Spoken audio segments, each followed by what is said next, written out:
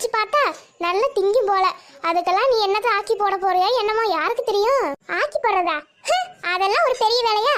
உன்ன மாதிரியா 24 மணி நேரம் ஆக்கி போறேன்னு புலம்பிட்டே இருப்பேன். நான்லாம் அங்க போய் என் மாமியாருக்கு விருந்தே வைப்பேன். நீ விருந்து வைக்கிறியா இல்ல விஷம் மருந்து வைக்கிறியான்னு அங்க போன பிறகு நான் பாக்குறேன். பாருமா. ஹலோ அம்மா. சொல்றி, என்ன வீட்டுல இருக்கிறவங்க எல்லாம் நல்லா இருக்கிறாங்களா என்ன? அவங்க எல்லாம் நல்லாதாம இருக்கிறாங்க, நான் தான் நல்லா இல்ல. ஏண்டி, நீதான் மாமியார் வீட்டுக்கு போய் மாமியாருக்கு விருந்து வைக்கிறேன்னு சொன்னவளாச்சே, இன்னும் விருந்து வைக்கலையா என்ன? என்னம்மா சான்ஸ் கிடைச்சிருச்சே, என்ன டேமேஜ் பண்ணலான்னு பாக்குறியா?